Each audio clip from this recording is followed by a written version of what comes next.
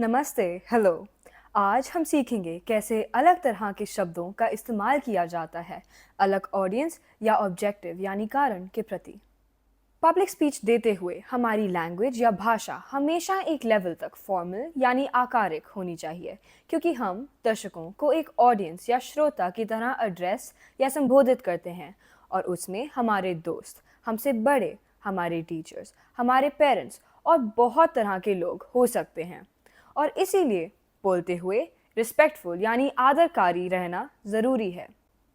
लेकिन उस बीच अलग तरह के शब्दों का इस्तेमाल किया जा सकता है अलग कारणों के लिए। पब्लिक स्पीचेस के बहुत अलग अलग तरह के ऑब्जेक्टिव यानी कारण होते हैं।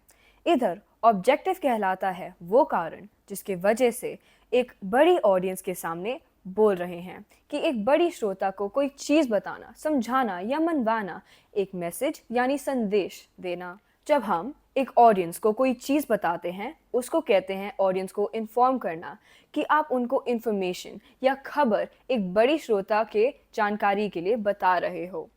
ऐसी स्थिति में इमोशंस यानी भावनाओं का दिखावा होता है, क्योंकि कोई भी बड़ी खबर हमेशा खुशखबरी यानी गुड न्यूज़ या दुख भरी खबर यानी बैड न्यूज़ होती है, और उसको बताने के लिए, उस तरह की खुशी या दुख दिखाने के लिए वैसे ही इमोशनल या भावुक शब्दों का इस्तेमाल किया जाता है। फॉर एग्जाम्पल, अगर मेरे पास खुशखबरी है तो मैं बोलूँगी, आज मैं आपको बहुत खुश होकर बताना चाहूँगी कि हमारी पब्लिक स्पीकिंग वीडियो सीरीज़ अब लॉन्च हो चुकी है और हमें इस सीरीज़ में अधिक आत्मविश्वास है, क्योंकि हम जानते हैं कि ये आप सबको बहुत फ़ायदा करेगी और आपके किसी भी पब्लिक स्पीकिंग इवेंट में अच्छे से मदद करेगी। क्या आपने देखा कैसे मैंने अपनी खुशी बड़े कम लेकिन भावुक शब्दों में दिखाई? मैंने बोला कि मुझको आत्मविश्वास है इस सीरीज़ में, और बहुत खुशी की बातें बोली, जैसे फ़ायदा या मदद का नाम लेना, जो अक्सर खुशी लाती है। जब हम कोई चीज़ समझाते हैं, हम ऑफन यानी अक्सर दर्शकों को मनवाने या कन्विंस करने के लिए समझाते हैं, ताकि उनके विचार हमारे विचारों से मिलें, ताकि वो हमारी बात या हमारे ऑब्जेक्टिव से अग्री करें यानी सहमत हों।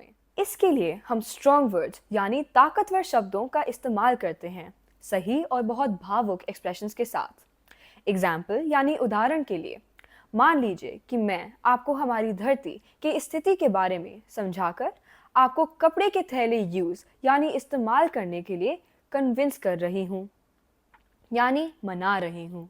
देखिए, आज हमारी धरती इतनी गर्म हो चुकी है कि दुनिया में कुछ जगहों पे, जैसे हमारे इंडिया में भी पहली बार इतनी गर्मी हुई है।